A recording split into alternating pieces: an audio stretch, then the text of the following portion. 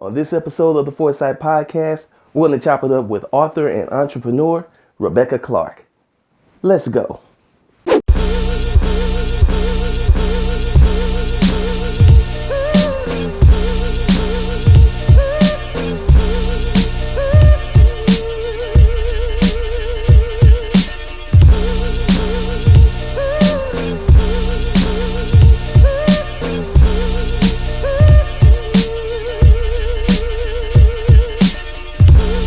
Lamar, you ready? In 5, 4, 3, 2. I was asking a question though. Are you ready? Yes, I'm ready. Because you know why? You know why, Lamar? Why everybody got to be ready? No, I don't. Because this time is for the money. Because the other times it wasn't for the money. Start the show, man. I'll do that because I know he's a little grumpy right now. Let's start the show. Welcome everybody. Welcome to the Foresight Podcast. I am your host, David Gordon, aka DKG72. That's my handle on the Twitter and Instagrams and all the social medias. And on today's show, we are going to be interviewing a very special guest and talking with a very special creator. She's got her own children's book series, and she's just doing a lot of really big things, an entrepreneur. But before we do that, let's get into our normal housekeeping as such that it is. First of all, I want to say thank you to everybody that has decided to come back and spend some time with us on the Foresight Podcast. We really appreciate you. Thank you. Round of applause. Round of applause. Yes, we got sound effects now, y'all. So we're going to abuse them all through the show. Don't worry about it. This is going to be just as wild as ever. Like to give thanks and shout outs to the person that has to put up with me the most, and Lord help this poor dude. But everybody, let's give it up for DJ Nooney, aka Lamar Harris. I told you we got special effects. We're using them all today. We're going to use them all today. Anyway, like I was saying before, today's guest is an author, correct? Okay, author, entrepreneur. She's actually a client of a previous guest of ours, Miss Portia Alton, and that's how I was first introduced to her various adventures. And then I saw that she was from St. Louis, and I saw she was a creator, and I'm just like, why the hell is there so many children's book authors and creators that are from this city that it was like one day nobody was around, and now we're all over the place. We're just like everywhere. So that being said, I would like for everybody to give it up for Miss Rebecca Clark.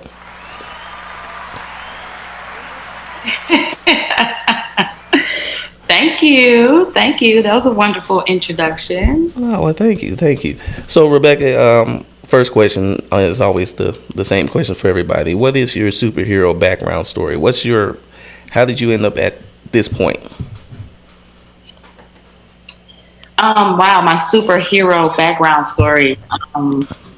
That's a good way of putting it.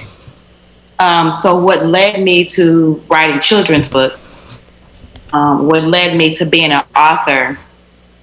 I have 2 daughters of my own, and honestly, I'm considered their superhero. Cool. So they are my inspirations. They are in what grade is she in? She's in the 7th grade, so 7th grade and kindergarten. So nice little balance right there. Right.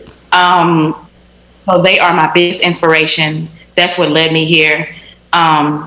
But honestly, back in 2017, when I first self-published my children's books, Mm-hmm. I was working in corporate America. So I worked in corporate for 10 years.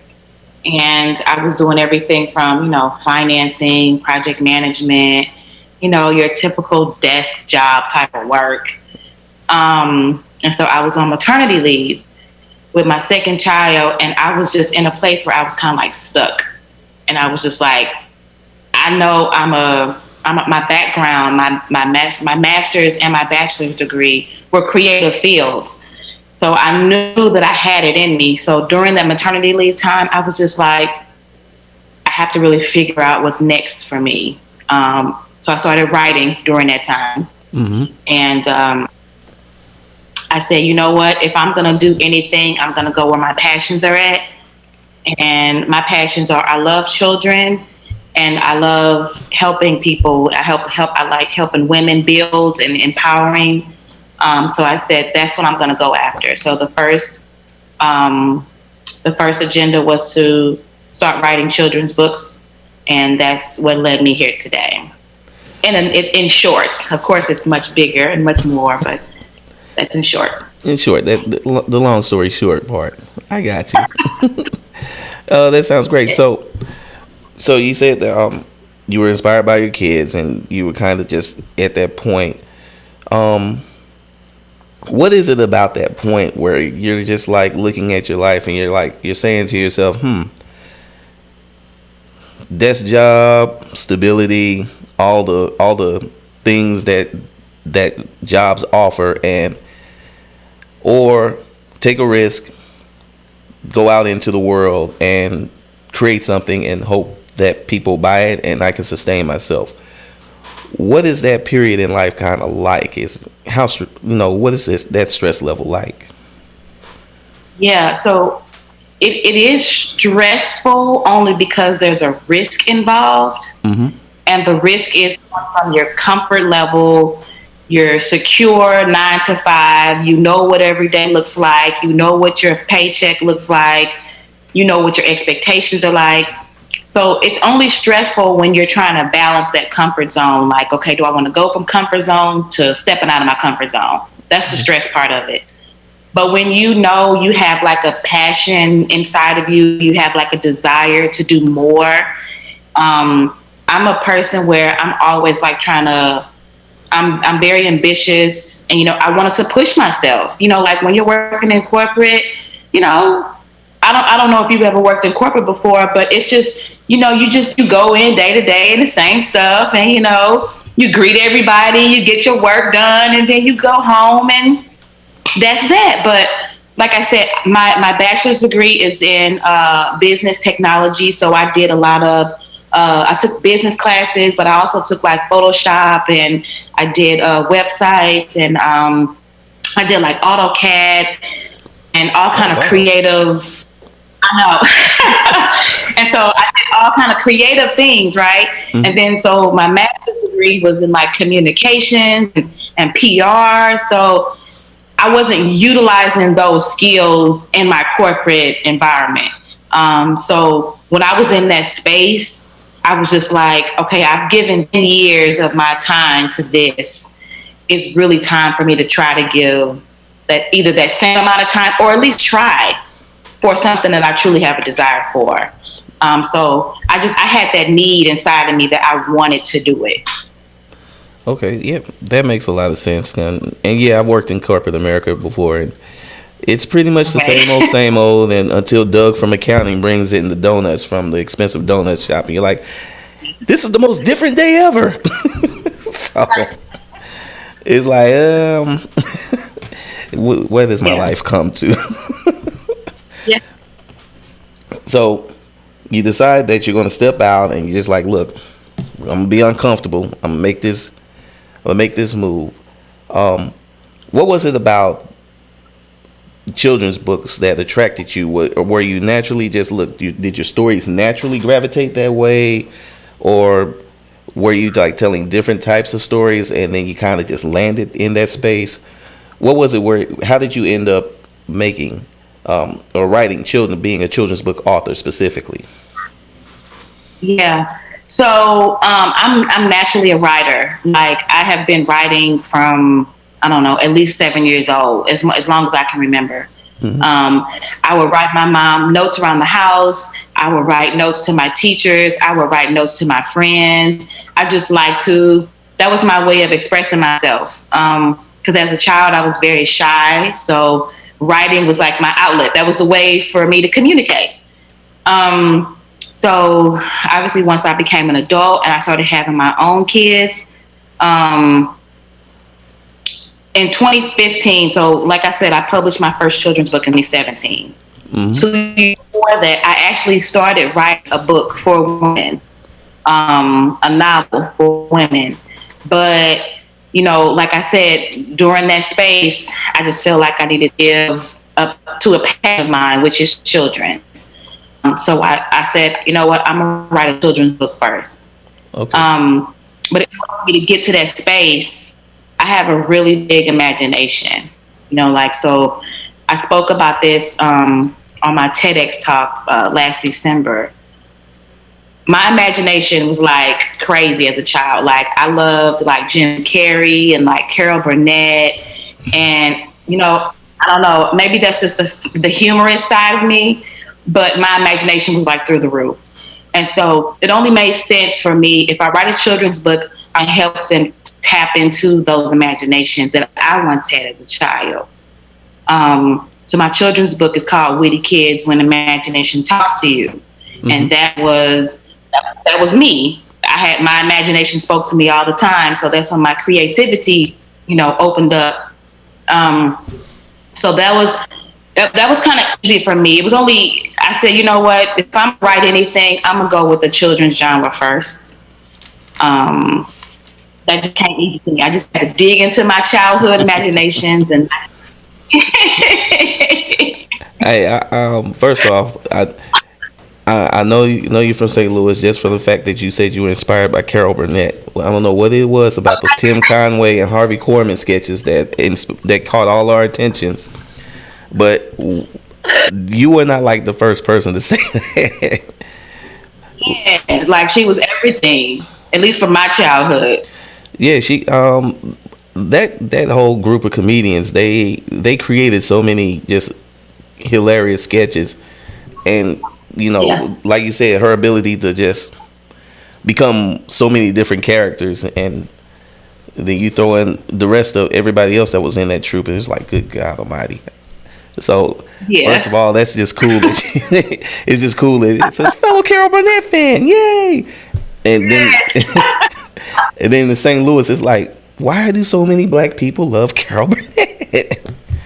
But that show was hilarious. So it's the household name. Hey, I don't know. When I was a kid, and I was like you, when I was a kid, that show helped inspire me and just kind of my imagination. And I was in kind of the same boat you were, where just always in here creating stuff and coming up with different ideas and all kinds of stuff. So I truly relate to your whole how you went through that. So so with your series or with your first book, you kind of dip into your own creativity.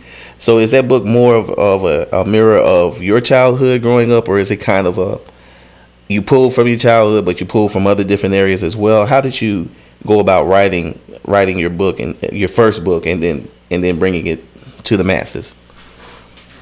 Yeah, so yes, I Dream to Be is the title of the first book. Mm-hmm. I definitely pulled on my childhood.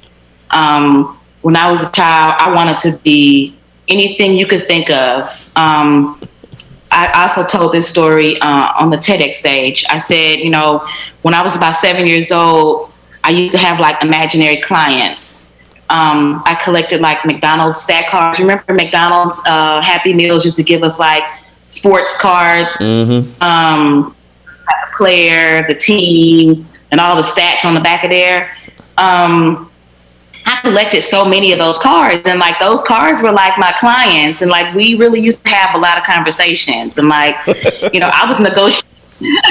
I know I'm sounding crazy, but like this was my imagination at 7 years old. I was really like cutting deals with them, trying to get them money and trying to get them traded to a team, and like it was a really big ordeal. So at that point, I was like an NFL agent at 7 years old. Like I was really like I was cutting checks. Okay. So you had watched Jerry Maguire when you was a kid, obviously. No, but I didn't really watch Jerry Maguire until maybe middle school or high Oh school. wow. I love that movie and I love the concept. Yeah. But yeah, my childhood came from me wanting to just aspiring to be everything. But within the book, I made sure to name some occupations that are low numbered in minorities. Mm-hmm. So I dreamed to be a director, I dreamed to be a veterinarian, I dreamed to be a chef. So I did research on some low numbered occupations that would get kids interested into thinking about those. So it's kind of two parts. It drives into my childhood, mm-hmm. and I did the research on occupation numbers, that have low numbers of minority. Okay, and that's interesting. So you were really thinking or forward thinking that you were trying to highlight these different occupations and opportunities that you don't normally see a lot of black people in, which is really cool. And I know obviously that was intentional. So what were some of the other things that you kind of kept in mind as you were writing and constructing your first book, and then even as you go into your the rest of the books and that you've created, what are some of the things that you kind of keep in mind that you want to focus on, or you focus on, or want to focus on? I kept in mind my childhood imagination. I made sure that I didn't want to venture off from, just writing a children's book that represents Black characters. That's the imagery of it, and that's the message that I want to, push, that diverse literacy is important. Mm-hmm. But I had to keep in mind, okay, stay very close to your childhood, Rebecca. Like, stay close to what you liked and mm-hmm. the words that you like to use, and the graphics that you want to see. So I had to make sure to stay very close to my childhood. And that's why I was able to really specifically, everything I did in that book was intentional. The words that I used, the mm-hmm. images, the occupation choices, everything was just really near and dear to me, because that was either something I thought about doing, something I've either encouraged my friends to do, or people that I have met along the way. As a child, I used to like Spike Lee. He's a director. Mm-hmm.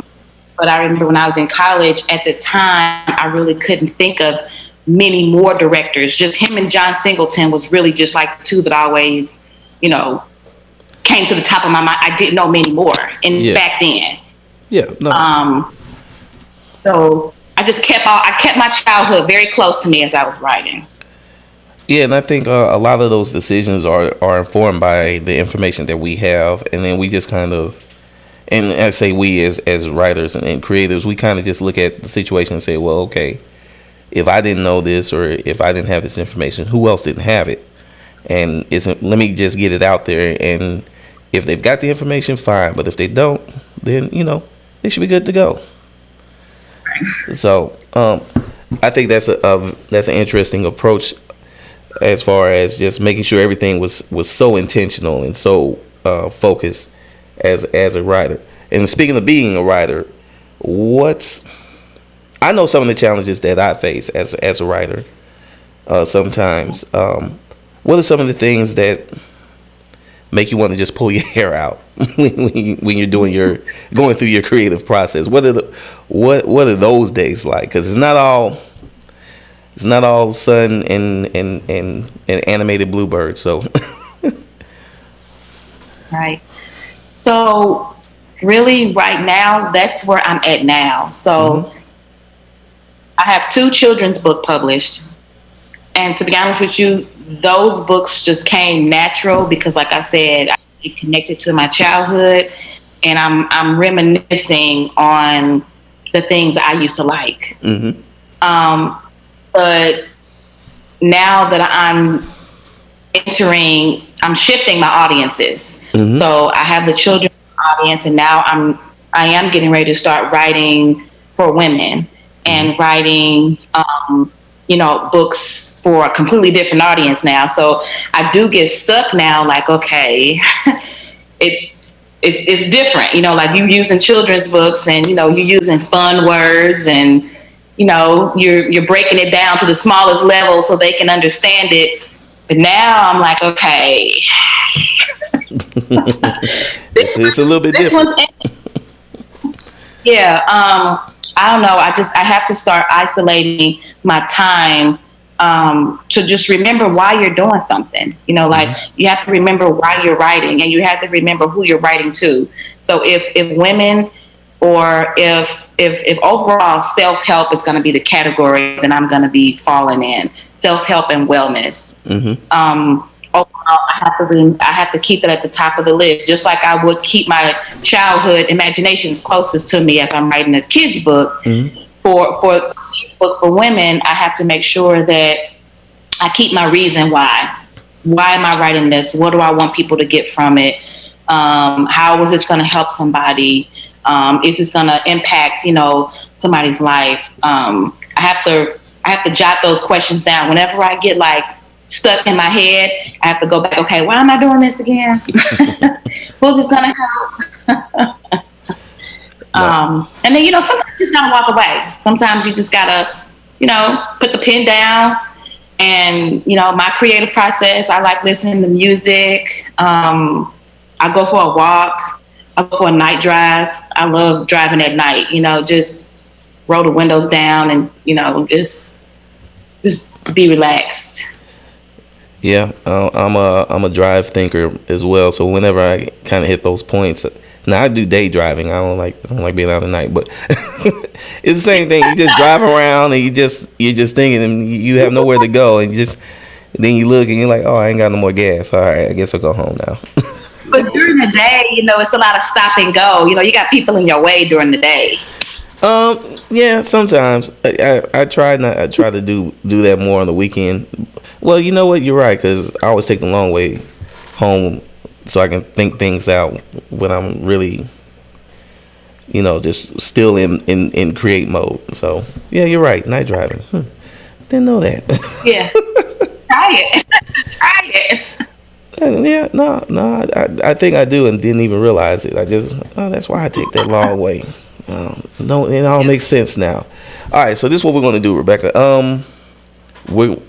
We're about to pay some bills, and when we come back, I'm actually going to talk with you more about where you're going as a writer, some of the challenges of self-publishing. I would stop pressing buttons. I'm trying to go to commercial. Some challenges of self-publishing, and we'll go from there. So let's go pay some bills. It's the Foresight Podcast, and we will be right back.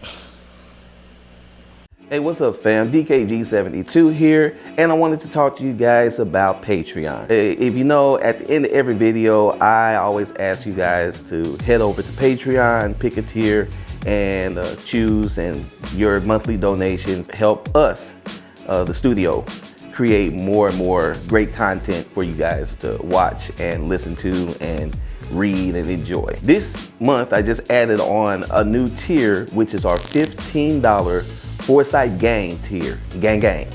I always wanted to do that in the video. Anyway, with the $15 Foresight Gang tier, you're going to get 15% off the merch store on foresightstudio.com. You also get the Foresight Podcast 1 week ahead of its drop date. You also get a free black and white pinup downloadable that you can download every month. And yeah, it's just a cool tier. Now, there are the other tiers, like there's the $5 tier, there's $10 tier, where you get like 5% off, 10% off. And then there's the $20 tier, in which you get a whopping 25% off. So head over to patreon.com, DKG72 Comics, and check out all the tiers and figure out which one works for you. And just remember, the $15 tier and the $20 tier, you'll get the Foresight Podcast 1 week ahead of its drop date. All right, guys, it's your boy DKG72, and I'm out. Peace. 5, 4, 3, 2. You know you're really good at that. I just wanted to point that out, that you are the countdown guy. Hush up, Dave. Reintroduce our guest. Hello, reintroducing the guest. So, what's up, guys? We're back, and we are talking with Miss Rebecca Clark about being a children's book author, self-publishing, maven, and expert, and entrepreneur, and all that great stuff. So, Rebecca, you were saying before that you were going into writing books for an older audience, and you were looking into the self-help genre.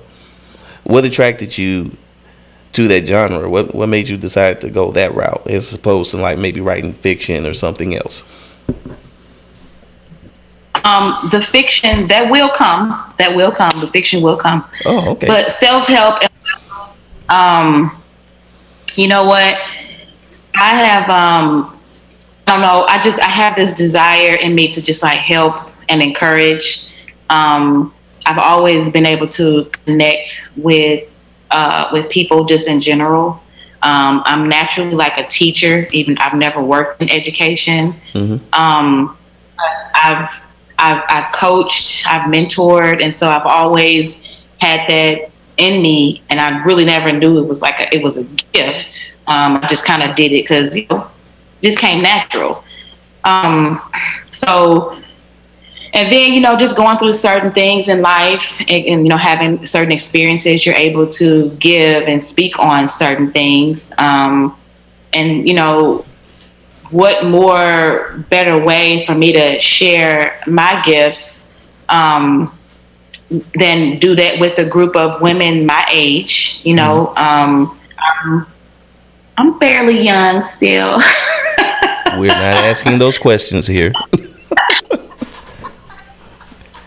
So I feel like I can connect. I feel like I can still connect with a nice audience, women that have worked in corporate. I've done both. I've worked corporate, and now I'm an entrepreneur. So I'm able to speak to both audiences.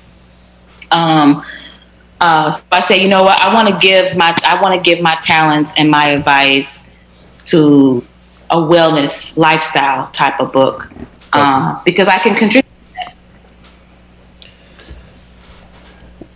Do you find that a lot of times that when you're creating stuff that you find yourself more and more pulling from not only your personal experiences, but also from the experiences around just different things that you see in life from other women that might, like, whose stories definitely need to be shared with other women? Yeah, definitely. So, and you know what? Social media helped with that. I'm inspired by a lot of women that I've never even met before. And it's because they share their stories and they share their experiences. And it lets me know like there is a need for the self-help and the wellness type of books. But definitely I pull from my own personal stories, and I definitely get inspired by the audience that's out there today. Now, you said that fiction is on the way. When you say fiction, mm-hmm. what genres are you looking to plant the flag down and start building in? I don't know. It won't be romance. Well, I'm torn. I'm still working. I'm still trying to figure out, because I don't want to give too much of it away. Oh no, that's why we left it open, just genres. I don't want you to talk about too many specifics, because you still sound like you're still like, where am I going with this? What genres are you kind of interested in working in, fiction wise? It'll be a little bit of romance, relationships,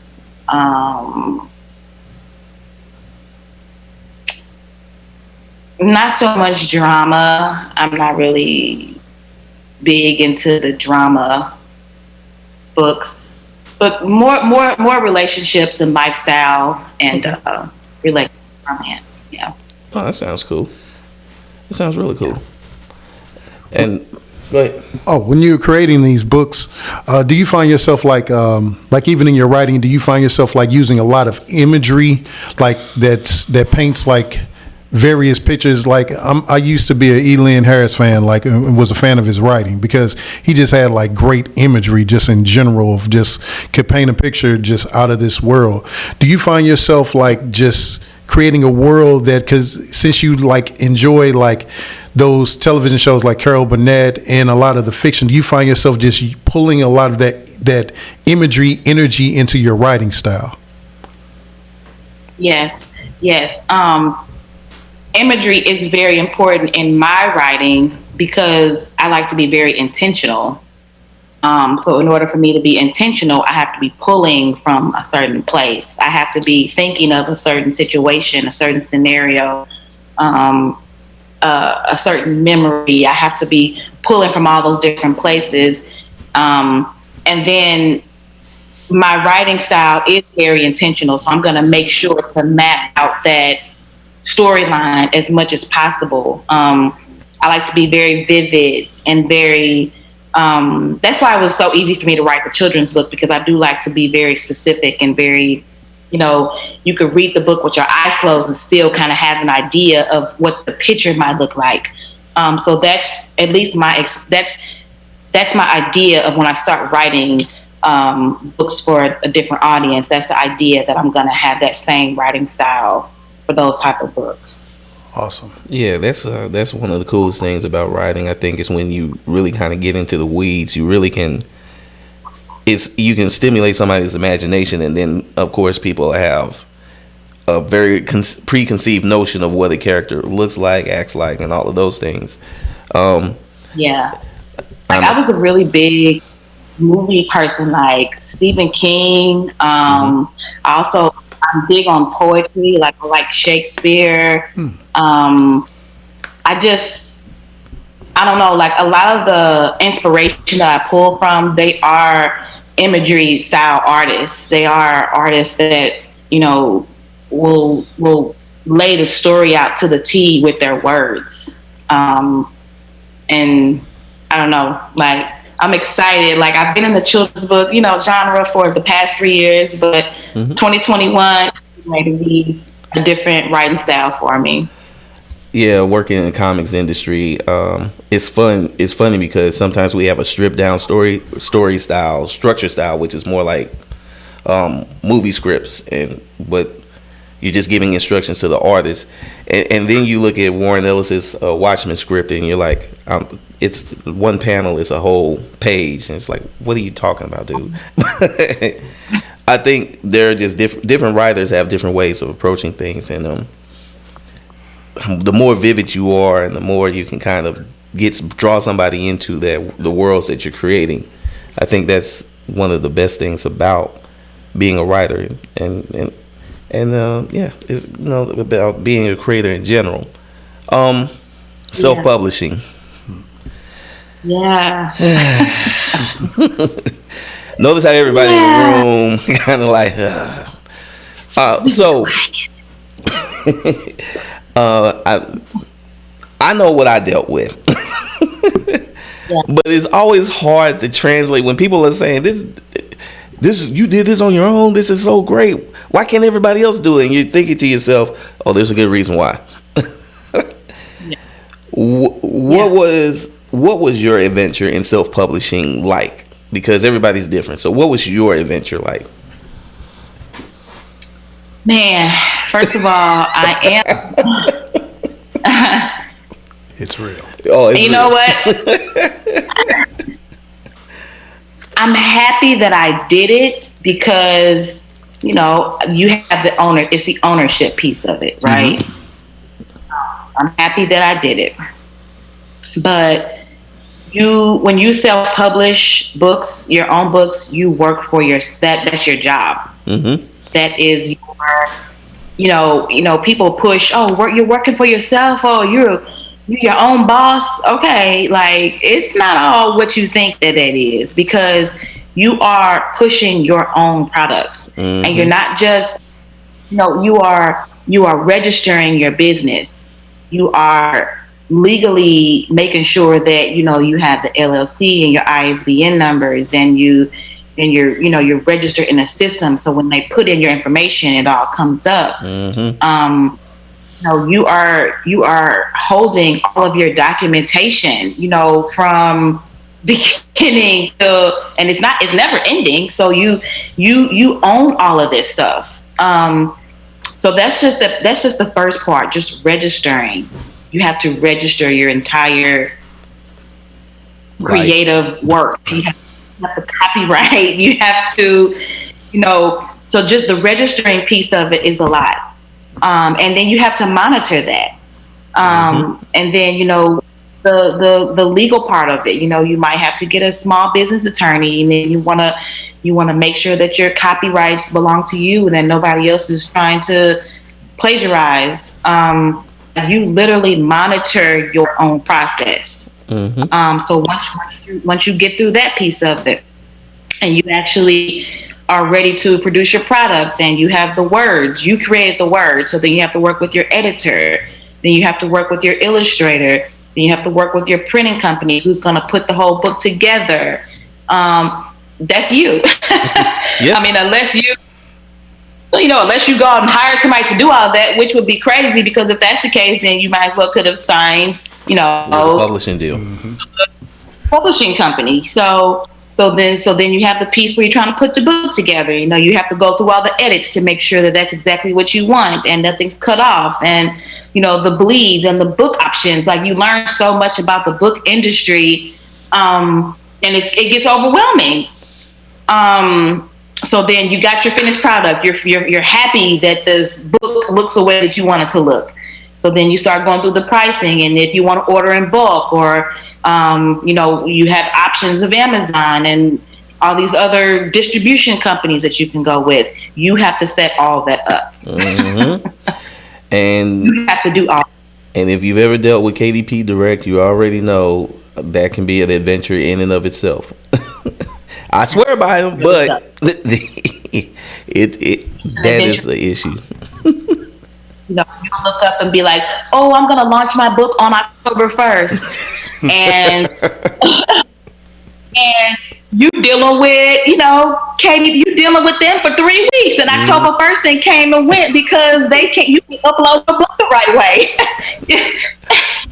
Your margins are not fitting within our print parameters, and you're looking at it and you're like,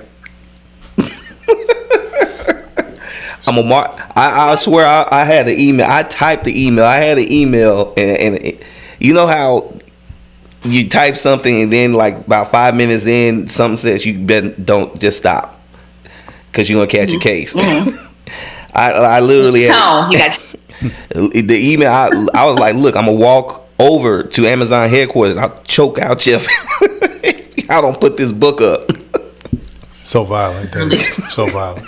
Hey man, when you get that by the third letter telling you the margins aren't right, you're ready to kill somebody.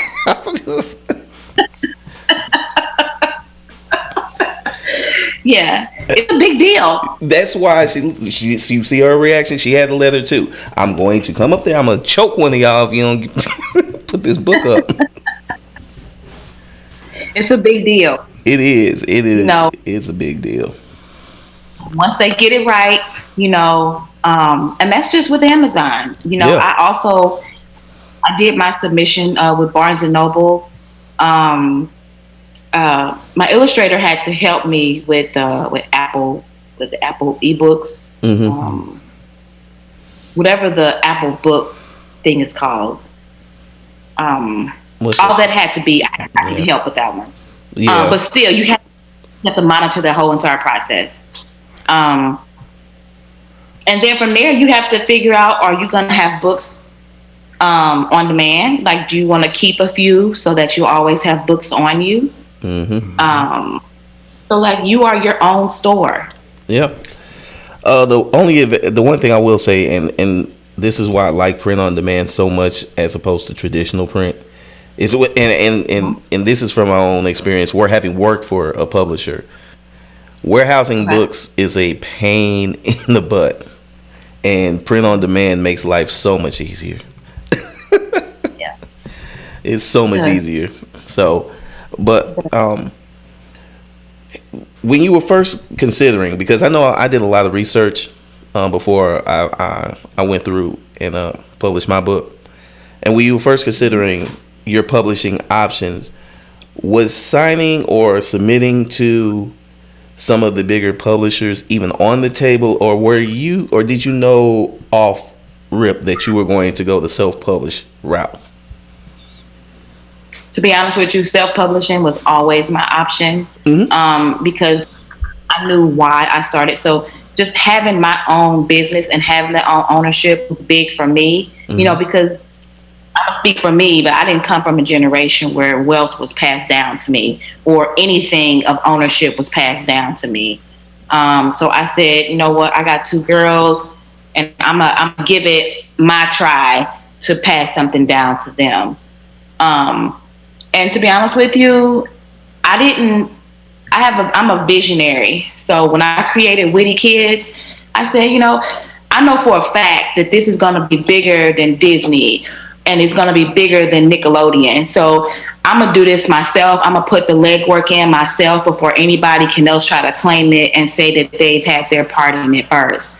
So I'm putting in my work, and if years down the line, an opportunity comes, that's fine. But for now, I'm putting in my blood, sweat, and tears so that it's closest to me. This is like a third child for me. Witty Kids is like a third child for me.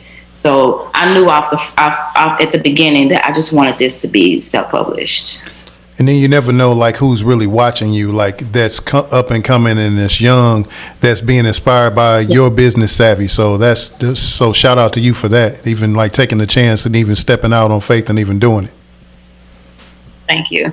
And I didn't even know nothing about publishing a book. I didn't know. I didn't have an example to use. I mean, of course, I didn't personally know anybody. So I was just like, man, I'm doing this. I've been working in corporate for 10 years. I, sit and talk to the president of this company, and I knew my skill set. And so I said, I'm going to use those same skills of what I have been doing for 10 years, and I'm going to use it for myself, and I'm going to see how far it gets me.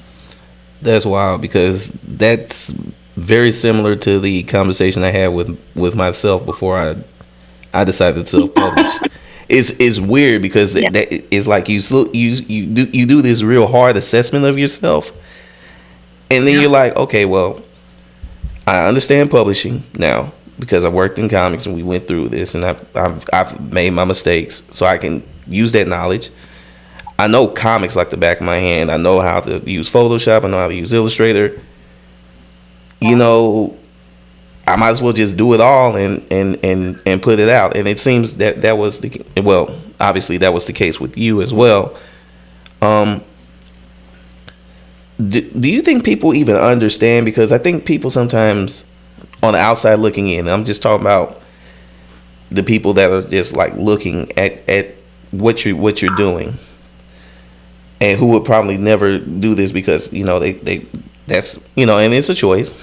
You gotta be a special kind of person to be an entrepreneur, to self-publish, and all that good stuff. But do you think people really understand what it takes to kind of make those hard evaluations, to be your own editor, to be your own boss, to really be your accountability agent? Because I think people have this kind of this myth about it in their mindset about it, and I don't think they really understand. So kind of just how do you see it? I mean, you said it best. Like, you have to take accountability, but I don't think that people, I'll say aspiring entrepreneurs or people who might be looking on the outside, I don't think they know all what it takes. And that may be due to social media, because, so many people just show the end result, the products. And like, okay, look at me, I did this, which is fine, congratulations. But a lot of people don't know the dark side of it. because there's a dark side of it. There's a, regardless of what you're trying to do, whether you're trying to be a writer, whether you're trying to start up any kind of business, there's a dark side to it. But accountability, and then you have to put that ego and that pride aside. There are times. So I came from corporate, and I came from an industry where, either I was the only black woman in the room, I was the only woman in the room. I was always a minority in the room. And so I had to make sure that my voice was heard. But now being an entrepreneur, sometimes I just got to sit back and I just got to like, okay, come on with the information. Like I'm listening, I'm receiving. Yes. Yeah. The struggle is real. I'm receiving, so that was a hard switch for me, going from one industry, corporate, to entrepreneur. I had to just like reset, because I might be strong in certain skills, but I have to turn some other things down, because coming into being an entrepreneur, I don't know. It seems easy. It seems like, oh yeah, I can work for myself. I know how to get out there and make a few dollars. But there's so much on the back end that you have to learn. Man, like time management, like it's just so much. It's no babysitter. People don't understand. Like nobody is holding your hand. No, not at all. Nobody's holding your hand, and so that's one thing. When you have a clutch, so I had corporate as my crutch. So some people might have, I don't know, they might have parents as their crutch. I don't know, they might have some family generational wealth as their clutch. Like some people might have a clutch to where they might not have to get that deep into the weeds. They might not have to be accountable for anything like that for real. It just, I don't know, like these days, people really, some might know what it takes, but then I feel like there's another part of people that really don't know all what it takes. No, I agree. You're really not going to know until you jump into it, and you'll get a rude awakening like, oh, okay, this ain't what I thought. Oh, yeah. Yeah. Especially when you got to like pay bills and rent is due, and you got to decide, do I put money into the book or do I put money on the rent? Or do we eat this month? Exactly. And so another thing about being a self-published author, I do my own branding. So you have to use all these different apps to create, to manage your time, to know what to post, to know when your audience, to know how to read metrics, to see how far your reach is going. Like you have to do all that. If you're trying to grow and expand, because it's your business, right? That's the goal at the end of the day, is to grow and expand. I mean, we can all put out a product and then just be like, oh, well, I'll see how far it goes. But if you have goals, we set goals in corporate, right? We have to set goals. I'll be the employee of the month for a year. We have goals, right? You have to set goals as an entrepreneur. And that's another thing that people don't really take into consideration. Like, okay, what are your goals with this? What are you trying to do? And then how are you going to get there? I don't know. I could talk for days about that, because I didn't really think about it. In the beginning, I was just like, I want to write a children's book. And I did it. But then it was just like, oh shit, I had to do the back end stuff. I think at some point in every entrepreneur's life, you know what, the creative part is the easy part, and then once you've got it created, we have that oh shit moment. Like, oh shit, how the hell do I get this out? The hell am I doing? Hell, why am I broke? Right. I got all this expensive stuff, but I'm broke. Yeah. Like, I tell my sister all the time, like, okay, I'm the creator. I just want to create. No. But I forget, like, you also have to manage. Yeah, you do. And, it's not like the entertainment industry where you could just get on stage and, do your performance, and then you got everybody else, you know, you got your managers, you got your, you know, attorneys, you got your publicists, you got this whole team of people who are directing you every step of the way. No, you're doing this all for you. Yeah, until you can afford to bring on a person to take off the load, but until then, it's a juggling act. And then you better watch them and make sure that they're doing what they're supposed to do. So then it becomes a watching act. Yeah, so it's being a creative can be stressful. Being an entrepreneur can be even more stressful. So being a creative entrepreneur, I don't even know how you deal with it. Sometimes I just want to cry myself. Rebecca, how can people get your books? And once again, what are the titles of your books that you have available so that everybody knows what to look for and where to look for them at? Yeah, so I have 2 children's books that are published. Witty Kids, When Imagination Talks to You. The first book is I Dream to Be, and the second book is Austin's Reading Adventures. I am on Facebook, Instagram, and Twitter, Witty Kids Club.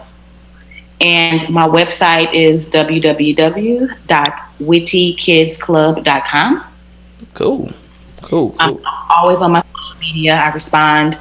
I like to engage and interact with families. That's on good. Those pages. That's good. Yeah, I see you on Instagram and on Facebook all the time. How's Instagram working for you? Because Reels right now is kind of popping. Yeah. Yeah, Reels is doing good. Yeah. So first of all, social media, that's a whole nother world. That's a whole nother job. My business, I keep my personal and my business page separate. So my personal page is She's Beck, and that's where I will start to display my writings for that shifted audience that I told you about. Okay. So I keep them separate. I keep She's Beck for the adult audience, and then my children's book and my family's audience is at Witty Kids Club. I keep them separate. Good move. Only because I don't want to put myself in a box. I don't want people to be like, oh, she's just a children's book author. You know, like when you're creative, you don't want to put yourself in a box. Like that was the main reason why I wrote about imagination, because imagination, you color outside the box. Like all the time. you're never. So, but I have reels on my Witty Kids page. Oh, okay. Yeah. I just started using it, and it's actually people are actually responding, which I'm like, oh wow. And I know people were kind of complaining about not Facebook, but basically Facebook, Instagram changing up the algorithms a little bit. So that's always fun when company does that. Facebook, YouTube, everybody. Yeah. But we'll digress. Rebecca, it's been fun talking to you. And once again, what's your website and the best way to get a hold of you on social? Yeah, so for the children's books, the website is www.wittykidsclub.com. My Instagram handle is @wittykidsclub. I'm on Facebook. I'm also on Twitter. And my personal brand is She's Beck, and that's She's Beck, BEK.com. And that's at She's Beck on Instagram as well. Cool. And I know you've been doing things like TED Talks. So do you have anything coming up in the near future that we can look at, that we can kind of point to and have people looking out for? So yeah, in the past I did a TED Talk this past December. I did We Day, which is a community organization that empowers youth students. They came to St. Louis for the first time, and I was one of their speakers alongside Larry Hughes was also one of the speakers. Martin Luther King, Senior, was one of the speakers, and a lot of youthful ambassadors were on that stage at that moment. Okay. I do corporate partnerships, so I did a virtual reading with the company Square about 2 months ago. Honestly, right now I'm working on shifting my audience. So She's Beck. I'm hoping to launch that at the end of October, and that's pretty much going to be a women's empowerment event, hopefully before the end of this year. All right, that's what's up. All right, so we're going to go ahead and get out of here. Producer Lamar, where can everybody reach you at? And don't you have a podcast or something that you'd be doing? Well, the podcast is actually on vacation this week. Oh boy. It'll be back next week. But you can check out the Backroom Beast podcast on my IG at Lamar Harris 314. You can also visit the website, thelamarharris.com. All right, guys. And you can always reach me at DKG72 on Twitter and Instagram. The David Gordon 72 Facebook fan page is up. The Foresight Facebook group is up as well. And also, guys, once again, got those 4 tiers over on Patreon. Go over to Patreon slash DK70 can't talk. Patreon slash DKG72 comics. That is the Patreon. We got 4 tiers. Please go check those out. Please look for Miss Rebecca Clark's works. They're on Amazon. I'm sure pretty much everywhere, right? Yes, everywhere. So wherever fine books are sold, look for her books, and definitely if you have kids, definitely get those books for them for the holidays. And I know for a fact it's going to inspire some children. So Yes. with that being said, I am David Gordon, DKG72. That's Lamar Harris, aka DJ Noonie. This is the Foresight Podcast, and we're out. Peace. Thank you.